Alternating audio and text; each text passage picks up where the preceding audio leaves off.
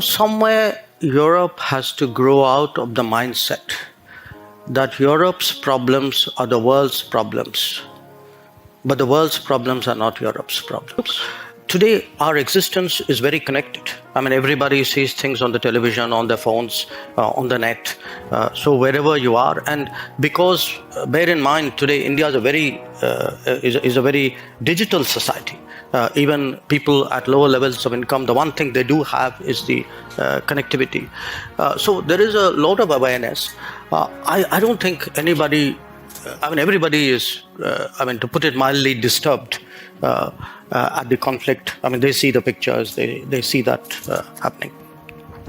But the other part of it is begun to impact people's daily lives. That it's impacting the petrol cost at the bunk. It is impacting your wheat cost in your shopping.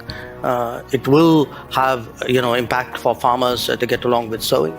And I think businesses when it impacts business, because it is impacting business in multiple ways. There's a container problem, there's an insurance problem.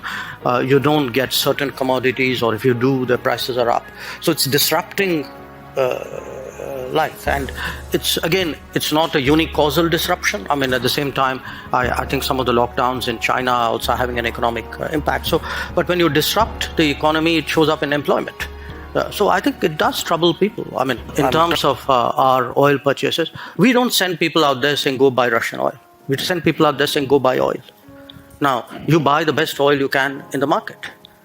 So I don't think I would attach a political messaging to that. I don't want to sound argumentative, but then tell me if buying Russian gas is not funding the war? Why is it's only Indian money and oil coming to India which funds, but it's not gas coming to Europe which funds? Look, somewhere, let's be a little even-handed out here. And even this, look, the whole narrative that it's gone up 9 times. It's gone up 9 times from a very low base.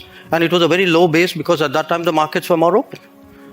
Why if countries in Europe and the West and the United States are so concerned, why don't they allow Iranian oil to come into the market? Why don't they allow Venezuelan oil to come into the market? They've squeezed every other source of oil we have.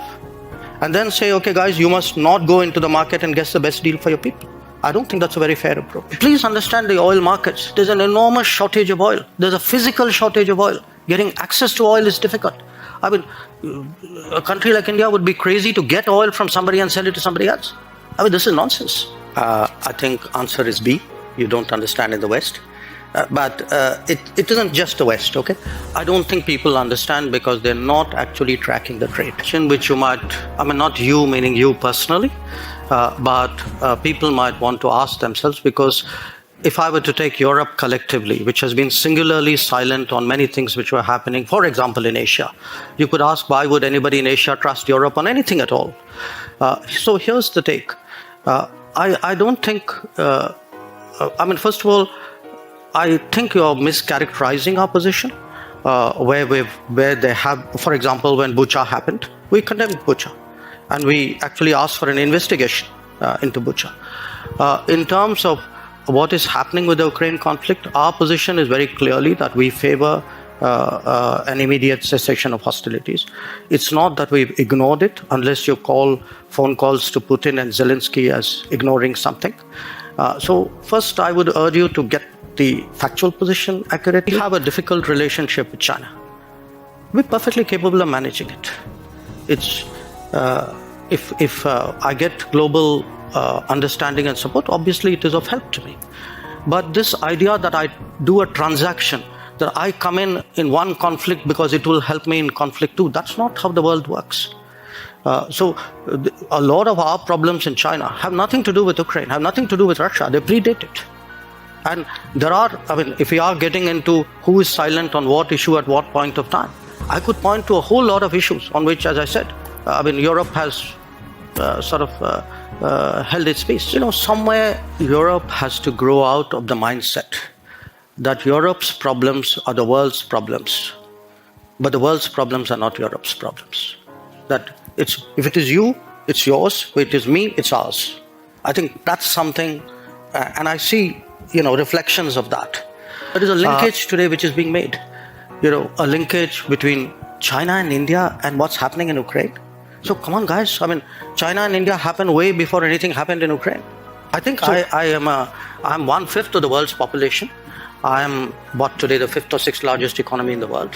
I mean, forget the history, civilization bit. Everybody knows that.